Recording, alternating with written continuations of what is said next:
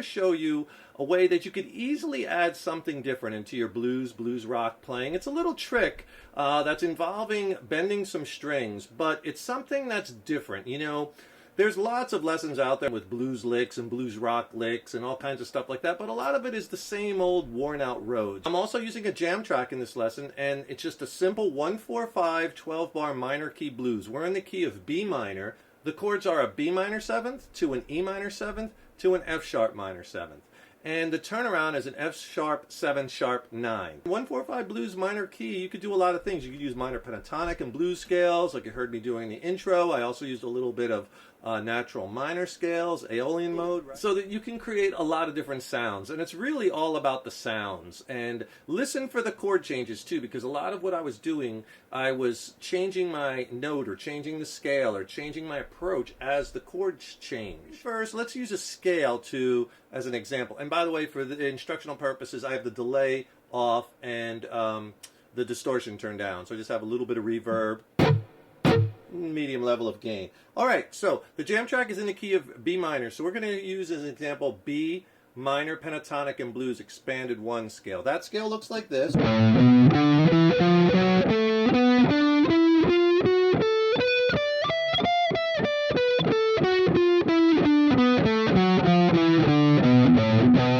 And know where your root notes are. In this instance, we have 3 Bs in this scale. Low E string, you have on the D string, 9th fret, you have another B up here at the 12th fret on the B string, right?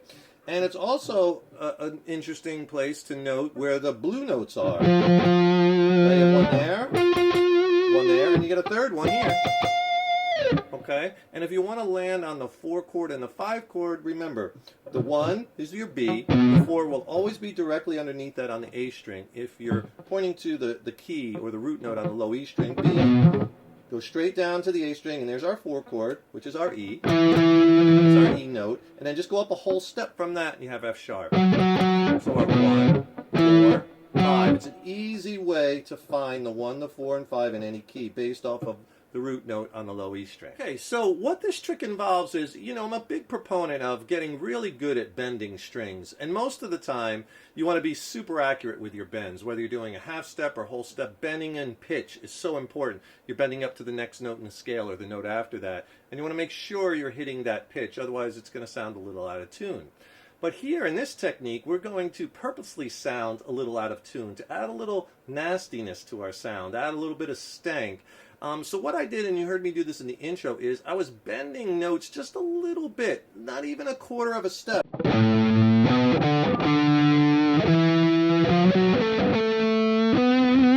Right? And as long as you don't hang on them too long, the dissonance sounds more kind of out there and hip and cool, and not like something that sounds like you're playing a wrong note.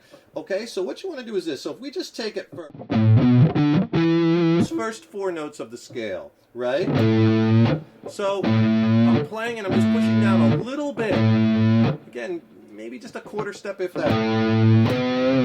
There's our root. There's our flat third, that D note. Now you could bend quite a bit. And that's a really cool note to bend because you get that minor to major third flavor. It's kind of a little bit of minor, a little bit of major, right? And that's the D note. Here's one, here's another one, and your third one. It's nice to resolve it to the root. Okay, so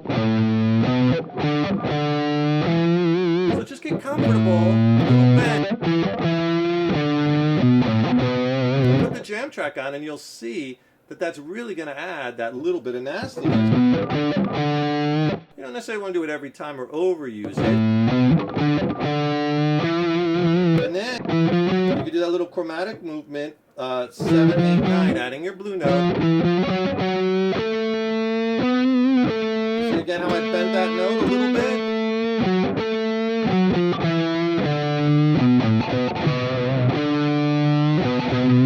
Just those little bends, really, you'll find, will really add some stink. And you can...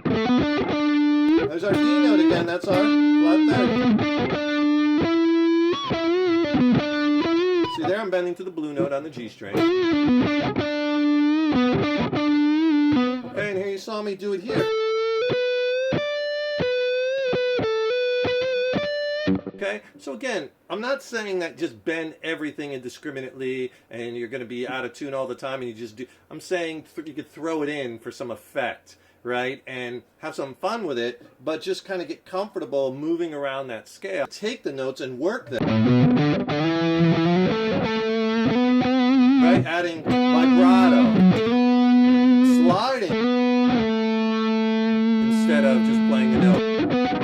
And adding the blue note, bend, vibrato. No matter what you're playing, you know, you're gonna, when you mix in a nice whole step bend.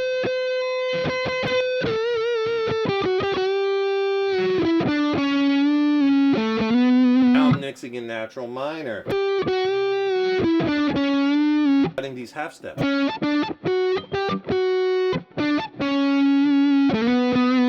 Resolving to our root note. I'm really working the notes and I'm adding all these techniques, the vibrato, the bending, the slides, the hammer-ons, the pull-offs, and that's what makes your soloing and that's what makes your improvisation sound interesting, where you're not just playing where it's sounding like you're playing scales up and back, up and back, up and back, right? And try to listen when the chord changes. So, you know, you want to hover around that B note, right, on the 1 chord, but then when it changes to the 4 chord, listen. There's my 4 chord, E, I'm going to hit on the E note. See, it goes back to the 1 chord in that 12-bar pattern. I'm back on the E. I'm back on the B, sorry. In the 5 chord, there's my F sharp. Half step chromatic to the 4 chord. So you could hear that. That almost sounds like the rhythm progression because I'm outlining the chords, right, as I'm soloing with chord tones, notes that make up the chord, right? It's so important to study that relationship between chords and scales. It's not just about the key, right? And knowing what chords, what notes you like over which scales sound best to your ears over which chord, right? And that's so, so important to study that relationship. It's an easy way that you could quickly get some different sounds into your playing, right? Have fun with it, and remember, your guitar playing is an evolution, so enjoy the journey. Take care, rock on. See you in the next lesson.